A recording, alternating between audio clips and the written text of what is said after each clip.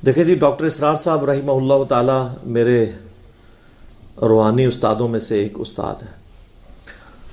ویسے تو بے شمار استاد ہیں، لیکن 5 ٹاپ آف دا لسٹ جنہیں میں اپنا استاد مانتا ہوں، اور 5 کے 5 سے میری ملاقات بھی ثابت ہے، سند بھی اس کی پوری ہے. تدریس نہیں کرتا بلکہ حدثنا اور اخبرنا کے ساتھ. اس میں سب سے پہلے نمبر کے اوپر غلام سعود سعیدی صاحب رحمہ اللہ تعالی اہل حدیث تھے. بچپن میں اہل حدیث گھرانے میں پیدا ہوئے، لیکن اپنی ینگ ایج میں بریلوی ہو گئے، اور پھر ایسے بریلوی بنے کہ بریلویوں میں پھر ان کے پائے کا کوئی محدث نہیں تھا. مفتی منیب الرحمان صاحب جو رویت ہلال کمیٹی کے چیئرمین ہیں، ان کے مدرسے میں وہ وفات تک شیخ الحدیث رہے. ان سے میری 2 دفعہ ملاقات ہوئی، بڑی ڈیٹیل. انہوں نے شرح صحیح مسلم لکھ کے امت پہ احسان کیا. دوسری پرسنالٹی پیر نصیر الدین نصیر صاحب کی رحمہ اللہ تعالی، ان سے بھی 2007 کے اینڈ پہ آلموسٹ ملاقات ہوئی تھی. ان کی کتابوں سے بھی کافی زیادہ عقائد کی اصلاح ہوئی. اور تیسرے استاد شیخ زبیلی زئی رحمہ اللہ تعالی، ان سے تو بہت کچھ حاصل کیا. ان سے تو کئی ایک ملاقات، بلکہ ان کی کئی ویڈیوز بھی میں نے ہی ریکارڈ کی ویب کیم کے ذریعے، کوسچن آنسر سیشنز کی. چوتھے استاد مولانا اسحاق صاحب رحمہ اللہ تعالی فیصل آباد والے، جن سے میرا ڈیٹیل انٹرویو بھی ریکارڈڈ ہے یوٹیوب کے اوپر. ان سے ملاقات تو ایک ہی ہوئی، لیکن ان کے لیکچرز سے کافی زیادہ اکتساب کیا. اور 5ویں استاد ڈاکٹر اسرار صاحب رحمہ اللہ تعالی. 14 اپریل 2010 کو ان کی ڈیتھ ہوئی. جنازے پہ بھی میں الحمدللہ حاضر تھا. حد نگاہ تک جنازہ ہوا، اور اس وقت انہوں نے رینڈملی اس کی ویڈیو بنا لی، اور اس ویڈیو کو اپلوڈ کرنا کوئی خاص مقصد نہیں تھا. اس وقت ایک یادگار کے طور پہ انہوں نے رکھ لی. وہ تو جب ان کو بعد میں پتہ چلا کہ ڈاکٹر اسرار صاحب کی میت کی زیارت نہیں کروائی گئی تھی عوام الناس کو. وجہ یہ ہے کہ عصر کے بعد آلموسٹ مغرب کا ٹائم بھی ہونے والا ہی تھا، جتنا رش تھا.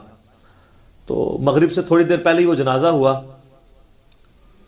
جنازے کے بعد اگر میت کا چہرہ دکھایا جاتا تو عشاء کے بعد تک بھی لوگ فارغ نہ ہوتے، اتنے لوگ تھے. بڑے بڑے علماء بھی شریک تھے. ان میں سے اب کئی لوگ فوت ہو چکے ہیں. قاضی حسین احمد صاحب، مولانا سمیع الحق صاحب، یہ وہ لوگ تھے جو پہلی لائن میں تھے، اب بھی دنیا میں نہیں رہے رحمہم اللہ اجمعین. تو انہوں نے زیارت نہیں کروائی، ایمبولینس میں رکھ کے لے گئے دفنانے کے لیے. یہ تو بعد میں پھر بات کھلی کہ جی زیارت اس لیے نہیں کروائی گی کہ چہرہ ہی بگڑ گیا تھا. پاکستان کے کلچر کے اندر جب تک کوئی بڑی شخصیت زندہ ہوتی ہے نا، تو اس پہ کبھی قادیانی ہونے کا الزام لگائیں گے، کبھی یہود و نصارہ سے فنڈنگ کا الزام لگائیں گے، کبھی الزام لگائیں گے کسی مدرسے سے نہیں پڑھا ہوا، اور مدرسے سے پڑھا ہو تو کہتے ہیں یہ گمراہ ہے. اور اس کے بعد پھر یہ بھی الزام لگا دیتے ہیں کہ جی اس کے مقاصد کچھ اور ہیں، کوئی نیا فرقہ بنانے آیا ہے.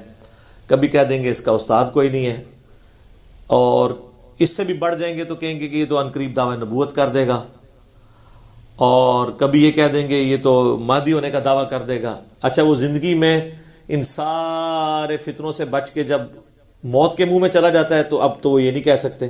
حالانکہ ہونا چاہیے کہ اس وقت پھر یہ لوگ کہیں کہ ہم لوگ جھوٹ بولتے تھے، ہمارے سارے علماء کذاب تھے اور جھوٹے تھے جنہوں نے کہا یہ مہدی ہونے کا دعویٰ کرے گا، اور ساروں کے اوپر لعنت پڑی ہے یہ جھوٹ بولنے کی وجہ سے. تو بغیر مہدی ہونے کا دعویٰ کیے اور نبوت کا دعویٰ کیے مودودی صاحب بھی چلے گئے دنیا سے، ڈاکٹر اسرار صاحب بھی چلے گئے. تو کم از کم اب اتنی جرت ہونی چاہیے کہ اپنے علماء کے اوپر لعنتیں بھیجے جنہوں نے یہ جھوٹ بولے تھے، کیونکہ قرآن میں تو ہے لعنت اللہ علی الکاذبین، جھوٹوں پہ اللہ کی لعنت ہے. تو اتنا پھر حوصلہ ہونا چاہیے. بلکہ ان لوگوں کو خود ویڈیو پہ آ کے اپنا رجوع ریکارڈ کروانا چاہیے، یا پھر یہ کہہ دیں کہ ہم رجوع تو نہیں ریکارڈ کروانا چاہتے، اور ہم اعلانیہ کہتے ہیں کہ ہم لعنتی لوگ ہیں، ہماری شکلیں پہچان لو، تاکہ آنے والے جو علماء ہیں نا ان کو بھی تم پہچان سکو. تو ایسا خیر ہوتا نہیں ہے. تو جب وہ فوت ہو جاتا ہے کوئی اس طرح کا بندہ، پھر وہ کہتے ہیں چہرہ بگڑ گیا تھا. ایکسیڈنٹ میں مر جائے تو وہ کہتے ہیں جی اللہ کی سزا ملی ہے. ایئر کریش میں مر جائے تو کہتے ہیں سزا ملی ہے. کہ یہ ایک بہانے. تو ڈاکٹر اسرار صاحب کی تو نیچرل ڈیتھ ہوئی ہے، چلتے پھرتے اللہ تعالیٰ نے ان کو اٹھایا، کوئی خاص بیمار بھی نہیں ہوئے.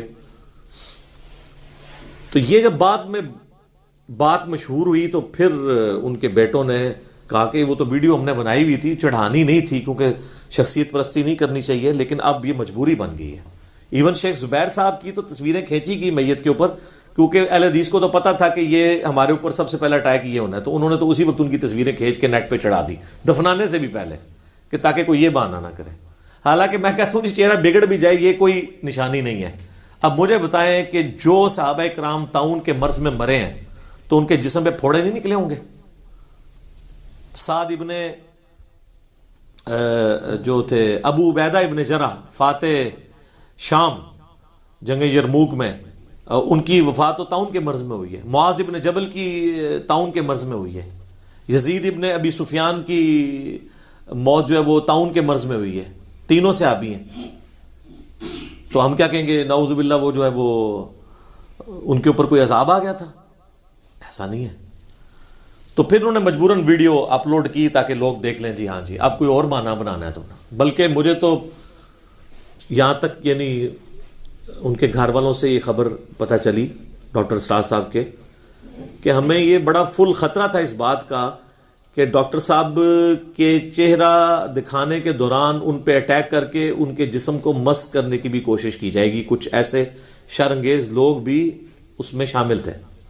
اور یہاں تک نہیں بلکہ وہ کہتے ہیں ہم نے آلموسٹ 2 ہفتے تک ڈاکٹر اسرار صاحب کی قبر پہ 24 گھنٹے پہرا دیا ہے مختلف شفٹوں کے اندر. یہ بھی خطرہ تھا کہ انہیں قبر سے نکال کے کوئی نقصان پہنچانے کی کوشش نہ کرے. یہ ہے جناب اسلام کا قلعہ پاکستان. میں دعوے سے کہتا ہوں کہ آپ اس طرح کے کسی بندے کو یورپ اور امریکہ میں دفنا دینا تو وہاں پہ کوئی سو کالڈ عاشق رسول اور عاشق صحابہ اور عاشق اہل بیت اور عاشق اولیاء نہیں پیدا ہوگا. یہ سارے اتنے ہی واڑ آئے ہیں. جس طرح مزار بھی سارے اتنے ہی آ گئے نا، یہ بھی سارے اتنے ہی آ گئے. یہ ہماری گراوٹ کا لیول ہے. تو ہم اس موقع پہ یہی کہیں گے کہ انا للہ و انا الیہ راجعون. اللہم اجرنی فی مصیبتی و اخلف لی خیرا منہا. اور اللہ سے دعا کریں گے کہ اللہ تعالیٰ ان کے گناہوں سے درگزر فرمائے اور جو انہوں نے اسلام کے لیے خدمات پیش کی اخلاص کے ساتھ ان نیک کاموں کا انہیں اجر عطا فرمائے. اور صدقہ جاریہ تو ان کا انشاءاللہ ہمیشہ کے لیے ویڈیوز کی فارم میں ہے. پرانے بزرگ مرتے تھے تو ماری جاتے تھے، اب تو نہ کوئی بزرگ مرتا ہے اور نہ کوئی نا بزرگ مرتا ہے، کیونکہ ویڈیوز میں تو زندہ ہی رہتا ہے اپنی تعلیمات کے اندر. مجھے تو آج بھی ڈاکٹر صاحب کے بارے میں پتہ ہی نہیں لگتا کہ وہ فوت ہوئے ہیں یا زندہ ہیں. ویڈیو میں دیکھ رہے ہوتے ہیں ان کا آئی کانٹیکٹ، ان کا بولنے کا انداز، ان کی آواز کا اتار چڑھاؤ، ان کے ہاتھوں کے اشارے، وہ تو لگتا ہے سامنے بیٹھ کے آپ دیکھ رہے ہیں. تو یہ اس میڈیا کی برکت ہے، اللہ کا شکر ہے. تو ہم ان کے لیے دعا گو ہیں، اللہ تعالیٰ ان کے لیے آسانیاں فرمائے آخرت کی زندگی میں. نبی علیہ السلام کا قیامت والے دن جو ہے ساتھ نصیب فرمائے، حوض کوثر پہ مشروب نصیب فرمائے، آپ علیہ السلام کے مبارک جھنڈے تلے جگہ عطا فرمائے اور جنت الفردوس میں اپنے محبوب صلی اللہ علیہ وآلہ وسلم کا پڑوس عطا فرمائے. اور یہ تمام دعائیں ہم تمام مسلمانوں کے حق میں قبول و منظور فرمائے. آمین ثم آمین. اچھا، ڈاکٹر اسرار صاحب سے میرا بے قاعدہ تعارف بچپن سے تھا، کیونکہ ہم کٹر بریلوی خاندان میں پیدا ہوئے، اور جسے وہ کہتے ہیں ٹنا ٹن سنی، کہتے ہیں ٹی ٹی سنی اور پی پی سنی. ایک پلپلا سنی ہوتا ہے، ایک ٹنا ٹن سنی ہوتا ہے. خیر اسی تے ٹنا ٹن بھی پلپلے کر دیتے ہیں اللہ دے فضل نال، علمی دلائل نال. تو وہ ٹن ٹنا سنی خاندان میں، تو بے قاعدہ تعارف تو ہمیں تھا. ہم سے کوئی پوچھتا بھی تھا نا ڈاکٹر اسرار صاحب کے بارے میں تو ہم کہتے تھے وہ نعوذ باللہ ایک مودودی تھا اور یہ اسی کا ایک گمراہ شاگرد. نہ ان کی شکل دیکھی ہوئی، نہ ان کی کوئی ویڈیو دیکھی ہوئی، نہ کوئی کتاب پڑھی ہوئی، کچھ نہیں پتا. بس صرف سن سنا کے سننی، یعنی ٹننی، پڑھ پڑھا کے سننی نہیں. باقاعدہ تعارف جو ہوا وہ 2007 میں میرا ہوا، 2007 کے اندر. اور میری زندگی میں ہدایت کا سبب بننے والے لوگوں میں ڈاکٹر اسرار صاحب بھی ٹاپ آف دا لسٹ ان 5 لوگوں میں شامل ہیں جن کا میں نے شروع میں تعارف کروایا. غلام سعود سعیدی صاحب، پیر نصیر الدین نصیر صاحب، شیخ زبیر لیزئی صاحب، مولانا اسحاق صاحب اور ڈاکٹر اسرار صاحب. سارے دیکھ لیں دنیا سے جا چکے ہیں، رحمہم اللہ اجمعین، آمین. تو کرنا یہ ہوا اللہ کا کہ مارچ 2007 کی بات ہے، مجھے آفس کے کام کے سلسلے میں کراچی جانا پڑا، اور کراچی سے بھی آگے بلوچستان ہم نے جانا تھا، لیکن رات کا ہمارا سٹے کراچی میں تھا. ارلی ان دا مارننگ ہم نے نکلنا تھا، کیونکہ بلوچستان میں آپ کو پتہ ہے اس وقت ابھی بھی حالات ہیں لیکن اب کافی بہتر ہو چکے ہیں. کافی حالات خراب تھے، تو وہ فجر کے وقت سے بھی پہلے وہ جو ہے وہ کانوائے کو ٹریول کرواتے تھے. تو آلموسٹ کوئی آپ سمجھ لیں 10-11 بجے ہم لوگ پہنچے اپنے ہاسٹل میں ڈیفینس کراچی کے اندر، مارچ 2007. پہلے میں نے ارادہ کیا کہ کمرے میں سو جاؤں، پھر میں نے کہا یار زور کی نماز جماعت سے رہ جائے گی. خیر انتظار کیا، جب اذانیں شروع ہوئیں تو میں نے جو وہاں پہ چوکیدار تھا اس سے پوچھا کہ مسجد ہے قریب. اب مجھے کوئی ڈاکٹر اسرار صاحب کو نہ میں نے دیکھا ہوا ہے، نہ ڈاکٹر اسرار صاحب کا کوئی اس طرح کا باقاعدہ تعارف ہے. بے قاعدہ تعارف تو آپ کو میں نے بتا دیا کیا تھا. تو اس نے کہا جی یہاں سے کوئی 15 منٹ کی واک کے اوپر مسجد ہے. راستہ اس نے بتایا لیکن پھر بھی پوچھ کے ہی جانا پڑا کہ یہ گلیاں مڑنی پڑی. تو الٹیمیٹلی خیر میں مسجد میں پہنچنے میں کامیاب ہو گیا. بہت بڑی مسجد. جب پہنچا تو جماعت مکمل ہو چکی تھی. اب میری عادت ہے کہ میں جماعت کے بغیر نماز نہیں پڑھتا. میں وضو خانے پہ کھڑا ہو گیا، کچھ لوگ وضو کر رہے تھے. میں نے کہا کہ جی ہم جماعت کروا لیتے ہیں. انہوں نے کہا جی ٹھیک ہے کروا لیتے ہیں. تو جماعت کے ساتھ نماز پڑھی. بعد میں سوچنا شروع ہو گیا کہ یہ کسی مولوی نے آ کے ڈانٹا نہیں ہے، تو لگتا ہے یہ بریلویوں کی مسجد ہے یا اہل حدیث کی ہے، کیونکہ دیوبندیوں نے تو ایک اپنا خود ساختہ فارمولہ بنایا ہوا ہے. پھر میں جب مسجد کے اندر گیا تو مسجد بہت بڑی مسجد. یہ وہی مسجد ہے جس کے اندر ڈاکٹر اسرار صاحب نے 1998 میں بیان القرآن ریکارڈ کروایا تھا کراچی ڈیفینس کی. لیکن مجھے نہیں پتا تھا کیڑا بیان القرآن تھے، بلکہ کیڑا قرآن. پھر میں عرض کیوں نہ کروں کہ مرنے سے پہلے اے مسلمان کر لے اس پہ غور، کتابوں کا خدا اور ہے، بابوں کا خدا اور. ہم تو بابوں کے خدا کو مانتے تھے. کتابیں، وحی، ریویلڈ نالج، یہ چیزیں کہاں پتہ تھی. بس ایک روایتی دین پہ چل رہے تھے. تو میں نے کہا یار یہ یہاں پہ کچھ ایسا لکھا بھی نہیں ہوا جس سے میں سونگ لوں، کیونکہ سونگنے کی حص تو ہماری بہت زیادہ ہوتی تھی کہ اگر یہ لکھا ہوگا تو یہ فرقے کی مسجد ہوگی، یہ لکھا ہوگا تو یہ ہوگی. کچھ بھی نظر نہیں آ رہا تھا. یہ تو مجھے کنفرم ہو گیا کہ یہ ہماری مسجد نہیں ہے، یعنی بریلویوں کی نہیں ہے. لیکن میں نے کہا اگر بریلویوں کی نہیں ہے تو یہ جتنے لوگ یہاں نماز پڑھ رہے ہیں یہ بھی سارے حنفی طریقے پہ پڑھ رہے ہیں. تو اگر یہ دیوبندیوں کی مسجد ہے تو دیوبندی تو جماعتیں نہیں دوسری کرانے دیتے. میں نے پھر کسی سے ہمت کر کے پوچھا جی کس فرقے کی مسجد ہے؟ انہوں نے کہا جی کسی فرقے کی نہیں ہے مسجد. ہم نے تو سوچا بھی تھا کہ فرقہ بھی نہیں ہوتا. میں نے کہا یہ کیسے ہو سکتا ہے؟ تو انہوں نے کہا نہیں یہ قرآن اکیڈمی ہے، ادھر کوئی بھی آ کے نماز پڑھ سکتا ہے، کوئی ایسا مسئلہ نہیں ہے. خیر میں نے کہا جی کوئی ادھر کوئی لائبریری، کوئی مولوی، کوئی حضرت صاحب چلو ہم ملیں، کیونکہ مجھے بھی جب شام تک ٹائم گزارنا تھا نا سینگ پھنسانے کا، تو ہمیں شروع سے اللہ کے فضل سے شوق تھا.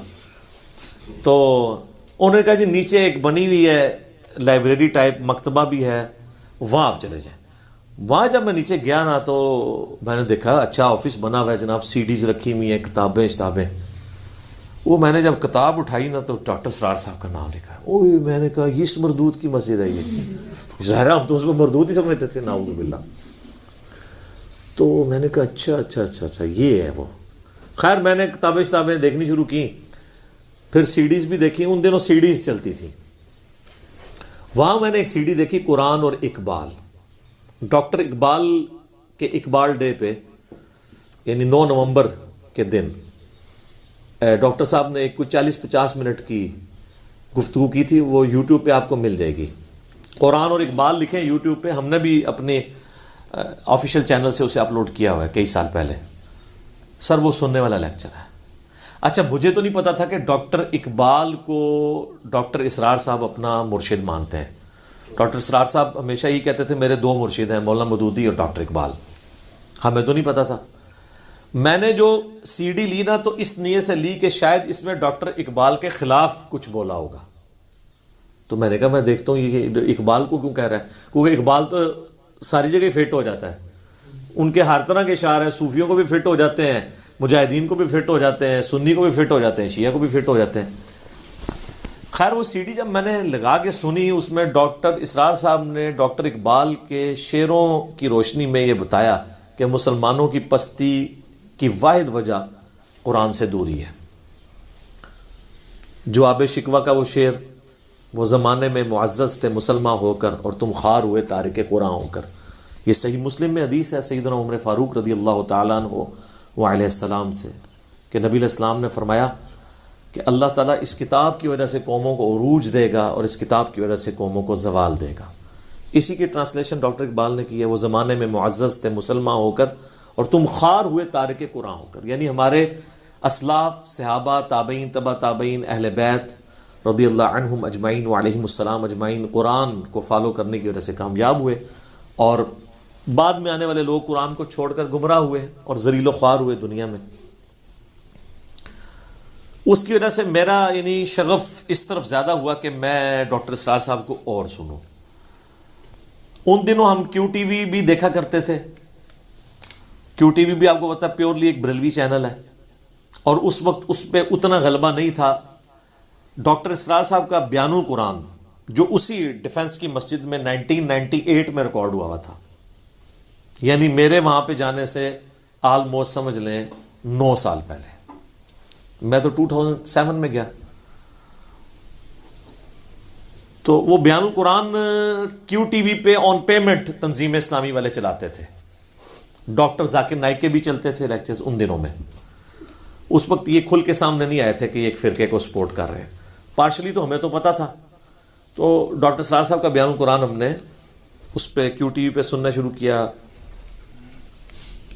تو بڑا دل اس طرف مائل ہوا. پھر مجھے کہیں سے اس کی سافٹ کاپی بھی مل گئی، فلیش میں لائے، ہم نے ریگولرلی اس کے سننا شروع کیا. 2007 میں ہی قرآن ترجمے سے پڑھنا شروع کر دیا تھا. کافی زیادہ دماغ جو ہے کھلنا شروع ہو گیا. لیکن بیان القرآن کی وجہ سے اللہ تعالیٰ نے یعنی ایک قرآن سمجھایا. ڈاکٹر اسرار صاحب کی یہ تو خوبی تھی، ان کی سپیکنگ کا سٹائل اور باقیوں میں زمین آسمان کا فرق ہے. ڈاکٹر اسرار صاحب قرآن اس طرح بیان کرتے تھے جس طرح قرآن نازل ہوا تھا، اس پیشن کے ساتھ، اس لیے بات دل میں اتر جاتی. خیر ہم نے ارادہ کیا کہ ڈاکٹر اسرار صاحب کو ملاقات ضرور کرنی ہے.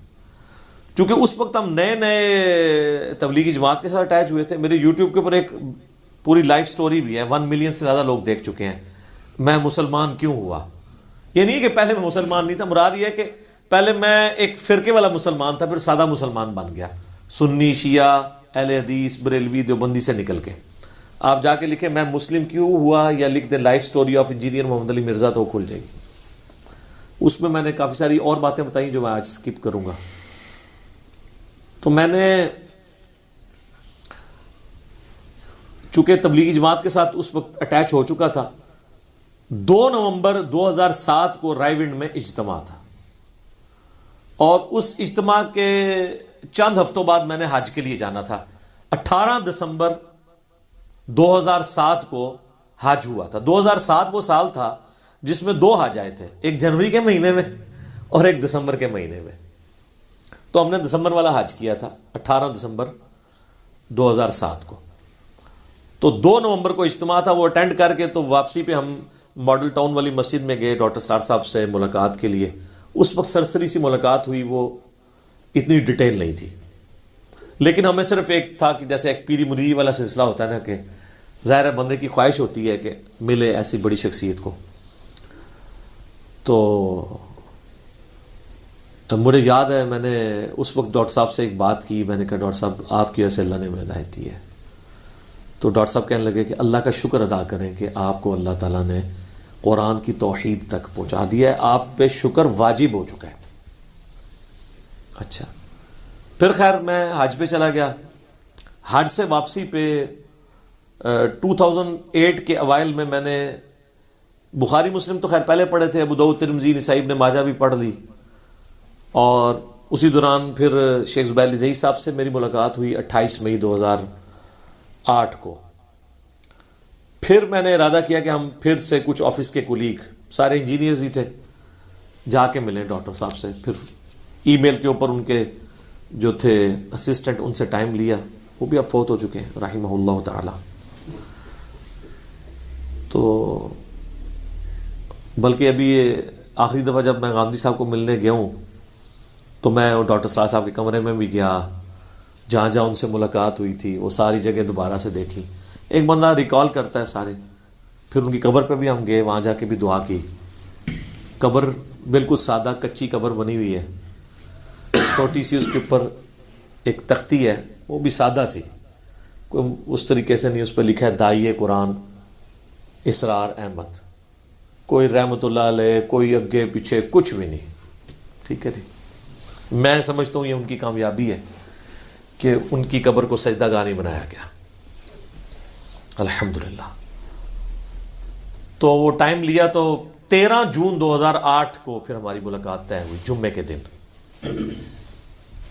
وہ ڈیٹیلڈ 2 گھنٹے کی ملاقات تھی، جمعے کی نماز کے بعد۔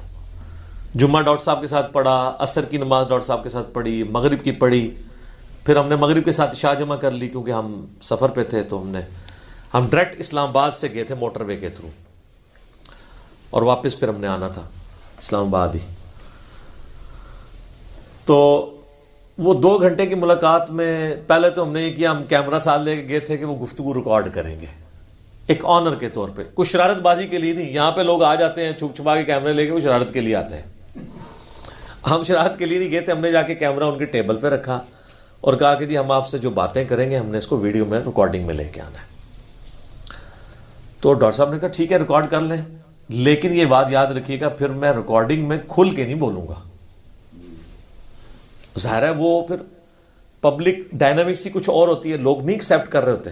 اور میں کہا جی باڑ میں کیا کیمرہ، ہم نہیں ریکارڈنگ کرتے، آپ ہم سے کھل ڈل کے بات کریں جو آپ نے اپنی زندگی میں لرن کیا ہے۔ حالانکہ اس وقت میں نے یہ سوچا بھی نہیں تھا کہ آج 13 جون 2008 ہے، اور 13 جون 2010 ڈاکٹر سرار صاحب کی زندگی میں نہیں آئے گی، کیونکہ وہ 14 اپریل 2010 کو فوت ہو گئے۔ خیر کافی ساری باتیں ہوئیں، میں ساری باتیں تو کیمرے پہ نہیں کر سکتا، کچھ چیدہ چیدہ باتیں جو 2-4 مجھے یاد ہیں وہ میں آپ کو بتا دیتا ہوں۔ پہلی چیز جو میں نے ان سے عرض کی، میں نے کہا جی آپ اختلافی موضوعات پہ جب بولتے ہیں نا تو یا احادیث کو بیان کرتے ہیں تو کمزوری نظر آتی ہے، اس میں آپ ضعیف روایتیں بھی بیان کر جاتے ہیں، اور اختلافی موضوعات پہ آپ کو بالکل کوئی گرپ نہیں ہے۔ آپ اشری تھانوی کو بھی رحمۃ اللہ علیہ کہہ رہے ہوتے ہیں، حالانکہ ان سے تو گستاخانہ عبارتیں بھی ثابت ہیں، تو وہ کہتے ہیں مجھے نہیں پتہ۔ پھر مجھے کہنے لگے بیٹا میں اختلافی موضوعات اور حدیث کی فیلڈ میں امی ہوں۔ یار یہ کتنی بڑی جرت ہوتی ہے کوئی شخص اپنی کوئی کمزوری تسلیم کر لے، اور یہ میرے سامنے نہیں، یہ ایون جب انڈیا کے لیکچرز تھے ان کے، ڈاکٹر ذاکر نائک نے بلایا تھا، وہاں پہ بھی ان کو اگر کسی نے پرچی لکھ کے بھیجی ہے نا، کوئی حدیث بیان کیا تو وہ پرچی میں سوال آیا نا ہزاروں بندوں کی موجودگی میں، اب پرچی کو پڑھ تو نہیں رہا، اتنی پرچیاں ہیں، وہ پرچی یوں دیکھتے ہیں، اس کے بعد یہاں کوئی ہو تو وہ سائڈ پہ کر دے۔ پرچی دیکھی انہوں نے، پڑھ بھی دی کہ ڈاکٹر صاحب آپ نے یہ جو حدیث بیان کیا ہے اس کو تو شیخ البانی ضعیف کہتے ہیں، تو ان کا جی البانی صاحب تو بہت بڑی شخصیت ہے، حدیث میں کمزور ہوں، میں امی ہوں، ٹھیک ہے اگر میں نے بیان کیا تو اس کو آپ چھوڑ دیجیے گا، باقی میری گفتگو لے لیجیے گا۔ حالانکہ اس پرچی کے پڑھنے کے وہ پابند نہیں تھے، کسی نے نہیں پڑھی، وہ خود پرچیاں پڑھ رہے تھے۔ اپنے بارے میں اس طرح کون پرچی پڑھتا ہے سوائے اس کے جس کو اللہ کا خوف ہو۔ اچھا پھر میں نے وہی عرض کیا کہ حضور آپ کی وجہ سے اللہ نے ہمیں ہدایت دی، تو کہتے ہیں بیٹا اللہ کا شکر ادا کریں، آپ پہ شکر واجب ہے کہ اللہ نے آپ کو توحید تک پہنچایا۔ پھر میں نے کہا جی آپ تمام مکاتب فکر میں سے کس مکتب فکر کو، یہ لفظ ہوتا ہے مکتب، ویسے ہم کہتے ہیں مکتبہ فکر، مکتبہ تو کہتے ہیں وہ بک سٹال والی دکان کو ہے، یہ مکتب ہے، مکتب کی کرامت تھی یہ وہ مکتب، اس کی جمع جو ہے وہ مکاتب فکر. تو میں نے کہا آپ کس مکتب فکر کو حق پہ سمجھتے ہیں؟ تو مجھے کہنے لگے جی قرآن و حدیث کی روح سے میں نے تو عقائد اور نظریات میں سب سے بہتر اہل حدیث کو پایا ہے. اچھا، عوام الناس میں مشہور ہے وہ دیوبندی تھے، حالانکہ سب سے زیادہ پراپوگنڈا دیوبندیوں نے ان کے خلاف کیا. اہل حدیث نے بھی کوئی کسر نہیں اٹھا رکھی. سر کسی فرقے نے حصہ ڈالنے سے پیچھے رہا ہے؟ آپ لوگ سوچتے ہیں یہ میرے بارے میں کرتے ہیں، تو ڈاکٹر اسرار صاحب دیوبندی، اہل حدیث، بریلوی، شیعہ کسی کے شر سے بچے ہیں؟ نہ ان کے علماء کے شر سے بچے ہیں، نہ عوام کی شر سے، لیکن پھر بھی اللہ نے ان کی دعوت پوری دنیا تک پہنچائی ہے اللہ کے فضل سے. تو یہ تو کسی کو نہیں معاف کرتے. آپ جب تک ان کی ملت پہ نہ ہیں آپ سے راضی نہیں ہوں گے. طارق جمیل صاحب نے حدیث متواتر من کنت مولاہ فہذا علی مولاہ بیان کی ہے سنیوں کی کتاب سے، لوگ خلاف ہو گئے کہ اس نے حدیث کیوں بیان کر دی ہے. حالانکہ طارق جمیل صاحب کی جتنی بڑی پرسنالٹی ہے، اتنی بڑی پرسنالٹی ہے کہ وہ تو خود دیوبند اور تبلیغی جماعت سے بھی بڑی پرسنالٹی ہے ان کی. دیوبند چھوٹا رہ گیا، تبلیغی جماعت بھی چھوٹی رہ گئی ہے ان کی شخصیت کے آگے، لیکن نہیں معاف کیا انہوں نے. تو یہ لوگ اللہ معافی دے، ان کی روش یہود و نصارہ والی جو قرآن میں آتا ہے نا، یہ اس وقت تک راضی نہیں ہوں گے جب تک ان کی ملت میں نہ آ جاؤ. خود مجھے طارق جمیل صاحب کہتے ہیں یار دیکھو ان کی حالت یہ ہے کہ 100 باتوں میں ان سے اتفاق کرو، ایک میں اختلاف کرو، وہ 100 کو چھوڑ کے ایک کے اوپر پکڑ کے تو فارغ کر دیتے ہیں بندے کو. تو میں نے کہا تو ہم اس لیے تو یہ نعرہ لگا رہے ہیں کیا کہ نہ میں وہابی نہ میں بابی، میں ہوں مسلم علمی کتابی. نہ ہم سو کالڈ وہابی ہیں، نہ ہم بابوں کا دفاع کرنے والے بابی، ہم علمی کتابی مسلم. میں نے کہا چھوڑے، دفاع کریں ان کو کون پوچھتا ہے. تو ڈاکٹر اسرار صاحب رحمہ اللہ تعالی نے یہ نہیں کہا کہ اہل حدیث بہتر ہے، اور پھر مجھے کہنے لگے لیکن ان میں ایک کمزوری ہے، ان کی ایک آنکھ بند ہے. ایسے مجھے آج تک یاد ہے انہوں نے. اچھا وہ جو جس طرح آپ مجھے بھی آبزرو کرتے ہیں نا، میں نارمل گفتگو میں بھی اسی طرح بولتا ہوں جیسے تقریر کے انداز میں اب آپ لوگوں سے گفتگو کر رہا ہوں. تو ڈاکٹر اسرار صاحب اس طرح تھے، حالانکہ ہم سامنے 3 لوگ بیٹھے ہوئے تھے، ہاں 3 تھے. تو وہ گفتگو اسی طرح کر رہے تھے جیسے ہزاروں کا مجمع بیٹھا ہے، آواز بھی اسی طرح اونچی، ٹھیک ہے. تو مزہ بھی تبھی آتا ہے، مجھے تو سٹائل اچھا لگتا ہے. اور سر یہ سنت سٹائل ہے، اس کو برا نہ مانے.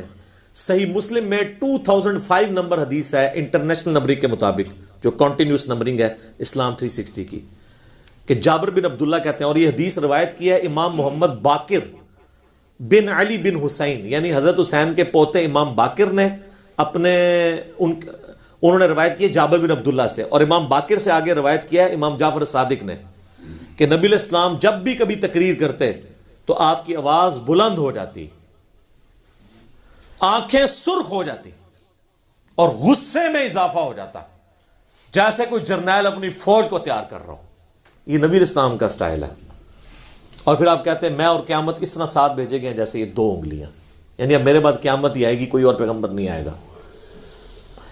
تو یہ ڈاکٹر صاحب صاحب کا سٹائل جو ہے وہ سنت کے مطابق ہے الحمدللہ. تو کہتے ہیں ان کی ایک آنکھ بند ہے روحانیت والی، یعنی وہ ظواہر کے اوپر زیادہ توجہ دیتے ہیں کہ رفع الیدین اس طرح کرنا ہے تو ہاتھ یہاں باندھنے ہیں. جو دین کی روح ہے، جو اندر تڑپ ہے دین کے حوالے سے، وہ کمزوری وہ ہمیں نظر آتی ہے. آپ دیکھ لیں گے کہ تبلیغی سرگرمیوں میں ایون بریلوی بھی ان کو پیچھے چھوڑ گئے ہیں. دیوبندیوں تو پہلے ہی چھوڑا ہوا تھا، بریلوی بھی پیچھے چھوڑ چکے ہیں. کوئی وہ نہیں ہے تبلیغ والا درد کہ لوگوں کو نمازی بنایا، یہ ہے. ہاں اپنے اس فرقے کی پروموشن والا سلسلہ ان کا رہتا ہے، وہ بھی خیر اخلاص کے ساتھ ہے، میں اس کے اوپر کوئی تان نہیں کر رہا، لیکن وہ روحانیت والی چیز کمزوری لیک کرتی ہے.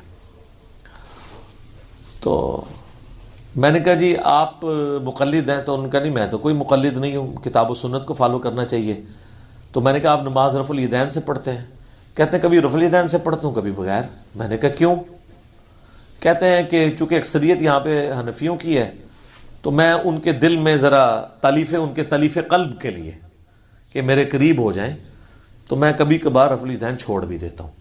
ویسے آپ ان کی مسجد میں چلے جائیں تو آپ کو لگے گا آپ کسی اہل حدیث مسجد میں گئے.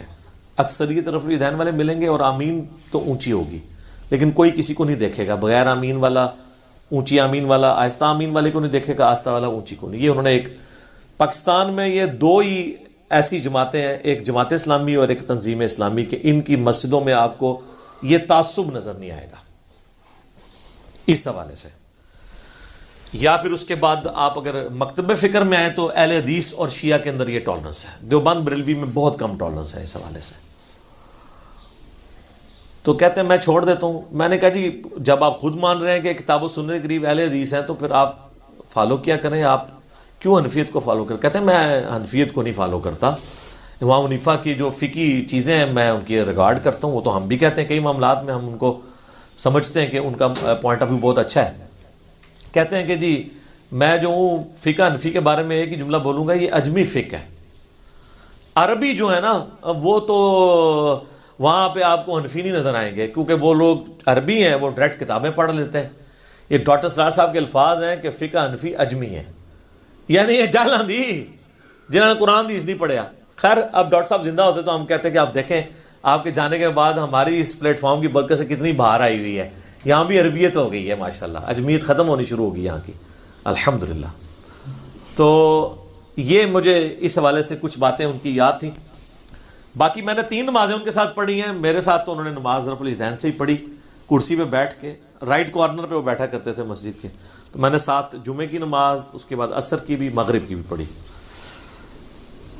تو تقلید کا تو اب کوئی سوال ہی نہیں رہ گیا. پھر میں نے کہا جی یہ اہل حدیثوں نے آپ کے خلاف کافی زیادہ ایک مواد اکٹھا کیا ہے. جب ہم کہتے ہیں ڈاکٹر سرار صاحب توحید کا کام کر رہے ہیں تو وہ آپ کی توحید کو ماننے کے لیے تیار نہیں. وہ کہتے ہیں وہ تو وحدت الوجود ہی ہے. تو میں نے کہا آپ نے وہ جو منتخب نصاب کے اندر سورۃ الحدید کی تفسیر میں کچھ الفاظ ایسے استعمال کیے ہیں جس میں شائبہ ہوتا ہے.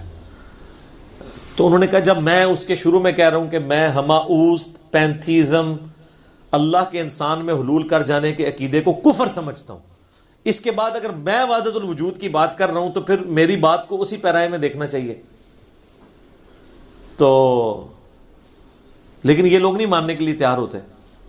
کہتے ہیں میرے پاس آئے بھی تھے تو میں ان کے سامنے رکھی ہے. تو میں نے کہا ڈاکٹر صاحب آپ نا وحدت الوجود کا لفظ چھوڑ دیں کیونکہ یہ نٹوریس ورڈ ہے، صوفیاء کی ہی اس کا کنسیپٹ لیا جاتا ہے اس میں. اگرچہ حلولیہ کو تو علی بن عثمان اجویری نے کشف المحجوب میں گمراہ فرقہ لکھا ہے، صوفی ہو کے بھی انہوں نے لکھا ہے کہ جو صوفیوں کے 2 گمراہ فرقے ہیں اس میں یہ بھی شامل ہے، اور باقی 10 جو صحیح ہیں ان کا بھی انہوں نے لکھا.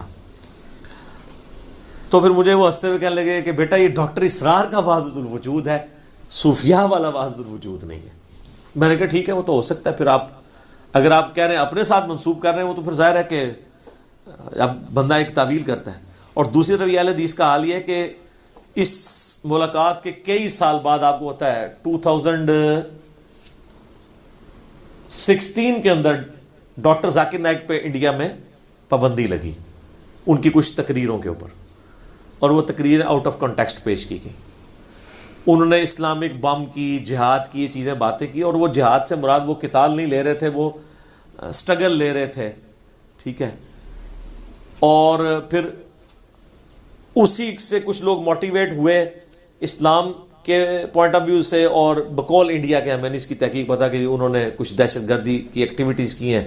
حالانکہ ڈاکٹر ذاکر نائک تو کنڈیم کرتے تھے، وہ کہتے تھے تم نے یہ الفاظ بولے ہیں کہ ایک جو ہے نا وہ ایک مسلمان کو ٹیررسٹ ہونا چاہیے لیکن ظلم کے خلاف ٹیررسٹ ہونا چاہیے، شیطان کے خلاف، بددیانتی کے خلاف، چوری کے خلاف. تو وہ اگرچہ لفظ نٹوریس ہے وہ پازیٹیو سینس میں استعمال کر رہے تھے. کئی لفظ ہیں جیسے اب قرآن میں بھی کفر کا لفظ نٹوریس ہے، لیکن اللہ تعالیٰ سورہ البقرہ کی آیت نمبر 256 257 کے اندر کیا کہتا ہے کہ جو ایمان ہے اس کی نشانی یہ ہے کہ آپ اللہ پر ایمان لاؤ اور طاغوت کا کفر کرو. تو یہاں پہ اب کفر جو ہے وہ پازیٹیو معنوں میں استعمال ہوا ہے کہ طاغوت کا کفر کرنا ہے اور ایمان لے کے آنا ہے اللہ تعالیٰ کو. ویسے تو اللہ کا کفر تو نہیں آپ کر سکتے، کفران نعمت نہیں کر سکتے. تو کفر کا لفظ یہاں پہ اس طریقے سے یوز ہوا ہے. تو وہاں پہ انہوں نے ٹیررسٹ کا لفظ استعمال کیا، تو انہوں نے کہا یار یہ لفظ یوز کیا ہے. تو وہاں پہ اہل حدیث اپنے کلپ بنا بنا کے چڑھا رہے تھے، نہیں وہ ڈاکٹر ذاکر نائک کا کہنے کا یہ مطلب نہیں تھا، وہ اس لفظ کو یوں کرنا چاہتے تھے. تو ڈاکٹر اسرار کی دفعہ آپ کو یہ ساری تو جہاد بھول گئی تھی، اس لیے کہ وہ آپ کے فرقے سے نہیں تھے، یہی وجہ تھی نا. تو یہ ان لوگوں کے اس طرح کے رویے ہیں.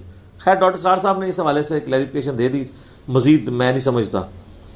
باقی میرا انالیسز ہے کہ اگرچہ ان کی تنظیم اسلامی بہت اچھا کام کر رہی ہے، میں پاکستان میں یعنی جو تنظیمیں کام کر رہی ہیں ان میں ٹاپ آف دا لسٹ 2 جماعتوں کو مانتا ہوں، جماعت اسلامی کو اور تنظیم اسلامی کو. کم از کم سینٹرڈ اراؤنڈ قرآن تو ہے نا.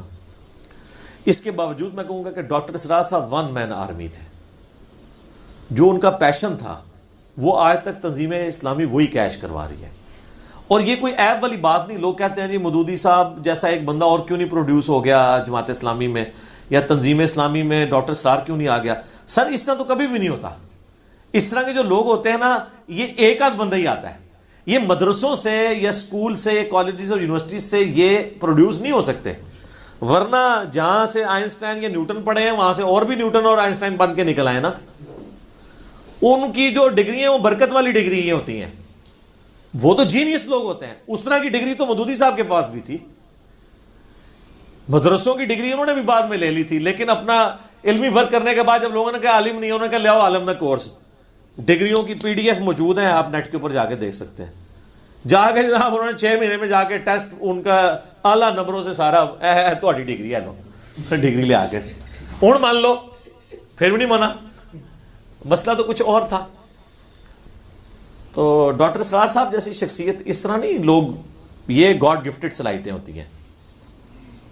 بلکہ میں اور ڈاکٹر ذاکر نائک کو اگلے دن ان کی ایک پرانی ویڈیو چڑھی ہوئی تھی ڈاکٹر اسرار صاحب کی ڈیتھ کے اوپر، جب دنیا ٹی وی والوں نے لیا انہیں فون کال پہ، تو انہوں نے کہا میرے اوپر ڈاکٹر اسرار صاحب کا بڑا احسان ہے. جب وہ 1991 میں انڈیا آئے تو مجھے انہوں نے ایک نصیحت کی کہ بیٹا یہ 2 کام پیرلل میں نہیں چل سکتے، یا ڈاکٹری کر لو یا دین کا کام کرو. کہتے ہیں جب انہوں نے مجھے یہ کہا نا تو میں نے پہلی دفعہ سیریسلی یہ سوچا کہ مجھے یہ کام دونوں میں سے ایک چوز کرنا چاہیے. تو دیکھ لیں اللہ نے رنگ لگا دیا. ورنہ وہ دونوں کام پیرلل میں لے کے چلتے تو اس طرح ان کا بڑے لیول پہ کام نہ جاتا. تو یہ ڈاکٹر اسرار صاحب کا احسان ہے ان کے اوپر. اور ڈاکٹر اسرار صاحب پہ جس کا احسان ہے وہ تو مودودی صاحب ہیں. مولانا مودودی رحمہ اللہ تعالیٰ کی 2 زندہ کرامتیں ہیں قیامت تک کے لیے، ایک ڈاکٹر اسرار اور دوسرا ڈاکٹر فرحت ہاشمی. ڈاکٹر فرحت ہاشمی کے والد جو ہیں جماعت اسلامی کے سرگودا کے امیر تھے، اور ڈاکٹر اسرار صاحب تو ڈائریکٹلی مودودی صاحب سے پڑھے ہوئے ہیں. خود بیان القرآن میں سورہ یوسف کی تفسیر میں انہوں نے ریکارڈ کروایا کہ میں میٹرک کا اسٹوڈنٹ تھا جب پارٹیشن ہوئی، انڈیا پاکستان الگ ہوئے. تو کہتے ہیں ہم لوگ محصور ایک علاقہ تھا انڈیا کا جو بعد میں انڈیا کو یہ نہیں مل گیا، وہاں سے ہجرت کر کے مسلمان یہاں آ گئے. کہتے ہیں وہاں پہ ہم محصور بھی ہو گئے اور ہم نے مورچے جو ہے وہ نکالے ہوئے تھے سیکیورٹی کے لیے. تو کہتے ہیں پورا دن فارغ ہوتے تھے، ڈیوٹی دینی ہوتی تھی، پہرا دینا ہوتا تھا.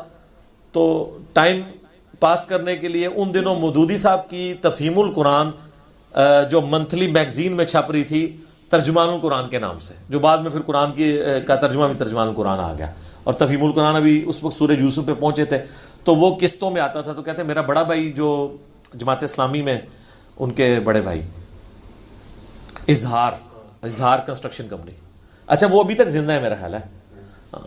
بار ان کے اظہار صاحب کے بیٹے بھی، ڈاکٹر اسرار صاحب کے بیٹے بھی ماشاءاللہ ریگولرلی ہماری ویڈیوز دیکھتے ہیں الحمدللہ. تو وہ کہتے ہیں مجھے، وہ پھر ہم دونوں بھائی آپس میں کہتے ہیں میں نے عربی اور فارسی تو میٹرک لیول تک پڑھی ہوئی تھی، اس وقت تو یہ ایز اے لینگویج بھی پڑھائی جاتی تھی. تو ہم لوگ تفہیم القرآن، تو کہتے ہیں وہ میں سورہ یوسف کی تفسیر جب مودودی صاحب کی پڑھی نا تو قرآن کی محبت میرے دل میں پیدا ہوئی. پھر میں مودودی صاحب کے ساتھ باقاعدہ ان کے پاس جا کے علم حاصل کرنا شروع کیا. امین حسن اصلاحی صاحب کے پاس بھی جاتے رہے. یہ دونوں وہ کہتے ہیں میرے استاد ہیں. سر میں کہتا ہوں آپ بیان القرآن دیکھیں تو یہ دونوں کو جمع کریں نا، تدبر القرآن کو اور تفہیم القرآن کو، پریکٹیکلی تو وہ بیان القرآن ہے.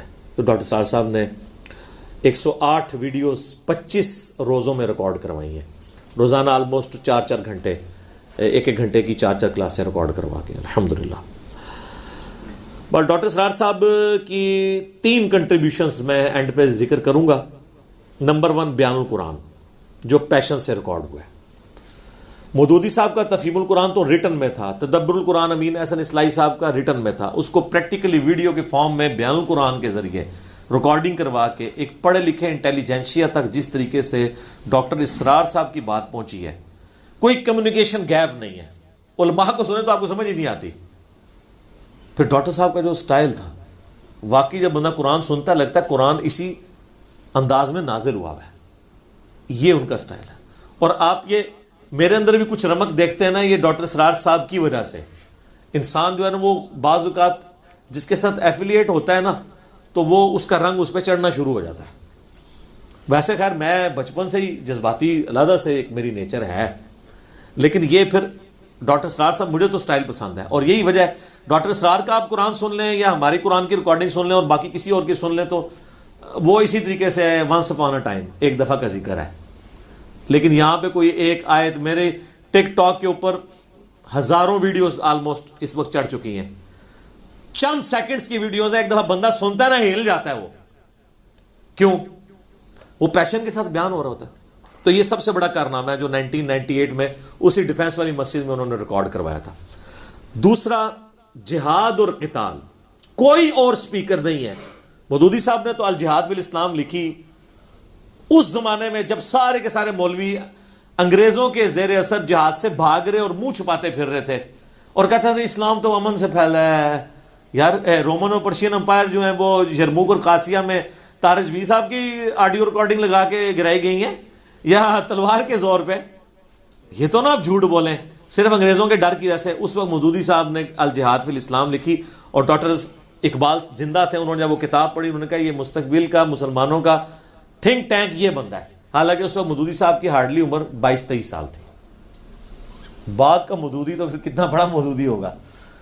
تو اس چیز کو بیان القرآن میں جہاد اور قتال کے اسلام کا سمم بونم ہے، ہائیسٹ گڈ ایمینول کانٹ کی فلسفی میں یہ قتال ہے.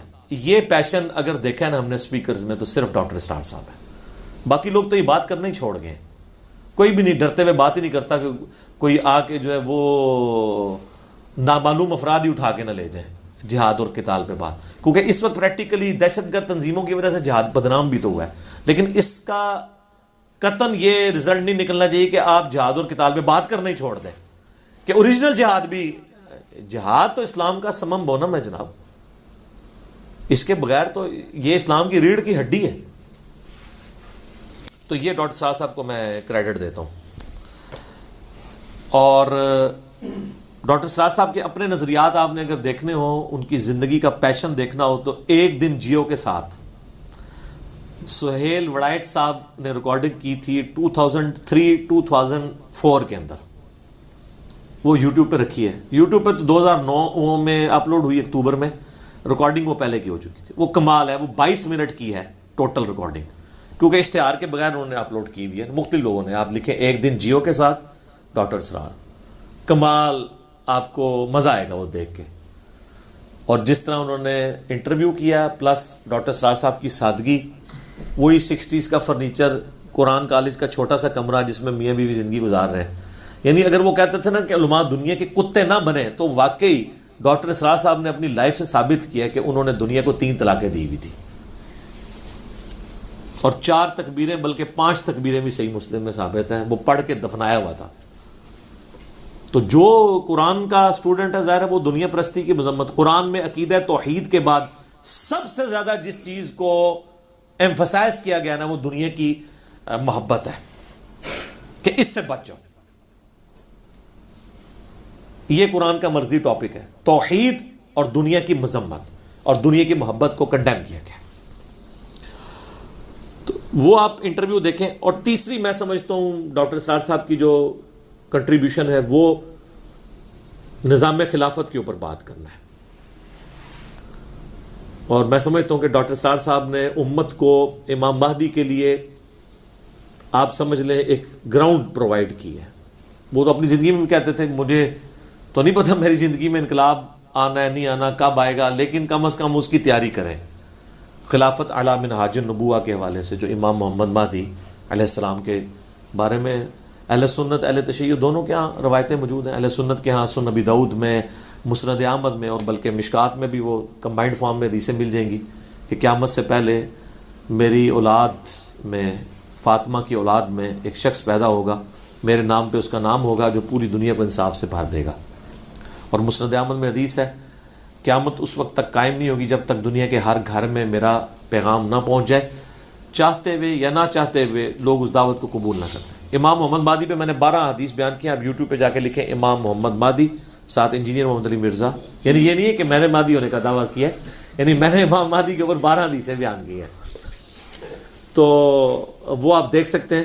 تو یہ مہدی کے حوالے سے، اسی طریقے سے اینڈ آف ٹائم کے حوالے سے، اور انٹرنیشنل پالیٹکس، یہود و نصارہ کی قیامت کے قریب کیا کیا حالات ہوں گے، اس حوالے سے جو ڈاکٹر اسرار صاحب کی گرفت تھی نا، کسی اور کی تھی. اور یقین کریں آج یہ کورونا اور یہ ساری 5G سازش اور فلاں فلاں یہ جو چیزیں نا، آج ڈاکٹر اسرار صاحب کی کمی محسوس ہو رہی ہے.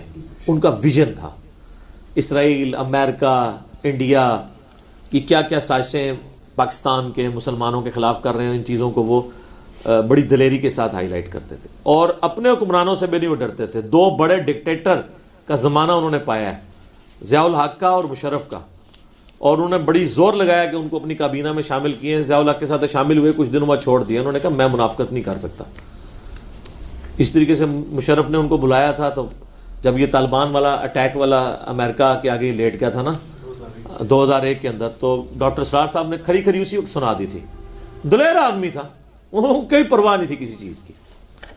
تو یہ ان کی دلیری تھی. میں سمجھتا ہوں یہ ان کا ایک بہت بڑی کنٹریبیوشن ہے. باقی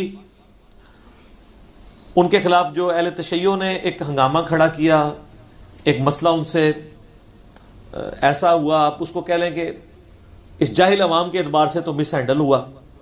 اہل سنت کے ہاں تو وہ روایتیں پائی جاتی ہیں، آپ ان کی صحت کے اوپر بحث کر سکتے ہیں، 2 رائے ہیں سیدنا علی کے حوالے سے، لیکن اس کی بنیاد پہ ان کو ناسبی کہنا معاذ اللہ.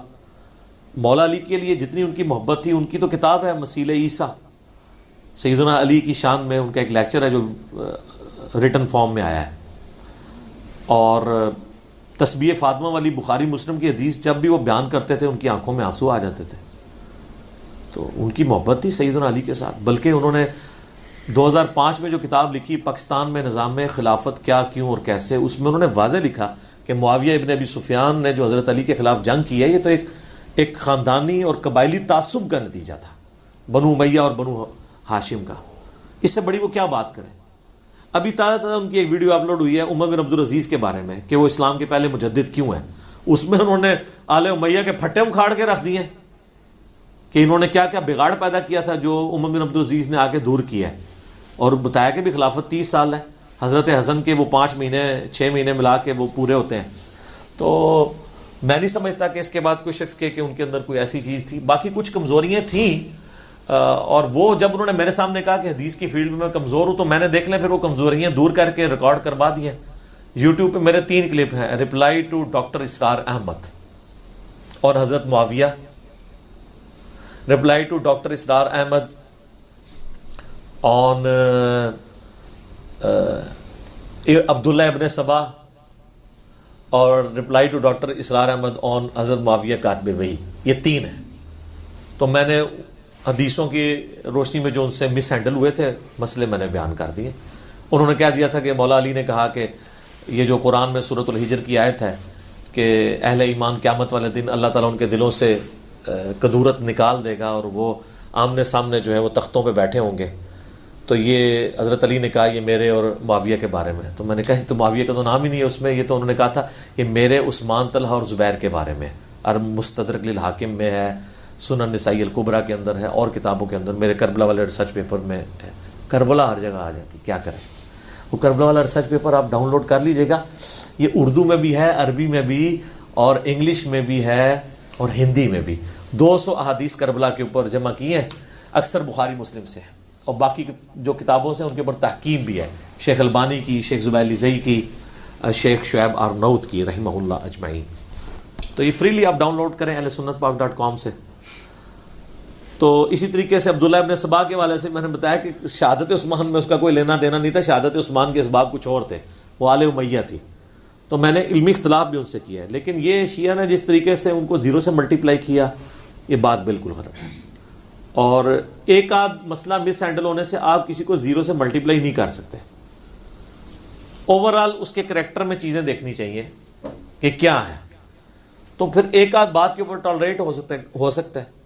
اور پھر جب وہ بندہ کہہ بھی رہا ہو کہ مجھے اس حوالے سے کمزوری ہے, بدنیت ہو تو وہ کبھی بھی نہ اس طرح کی باتیں, یعنی اہل سنت میں بڑی جرت ہے, یا مودودی صاحب نے جرت کی ہے میر شام کے بارے میں بولنے کی, یا ڈاکٹر اسرار صاحب نے, باقی لوگ تو جرت نہیں کرتے. تو یہ جرت ہی میرا خیال کافی ہے. غامدی صاحب نے بھی آگے اب جرت کی ہے, وہ بھی ایک سلیم صافی صاحب کا بھلا, انہوں نے پروگرام ریکارڈ کرایا تو ہم نے پھر وہ اس کے اوپر ویڈیو ریکارڈ کروا دی تھی.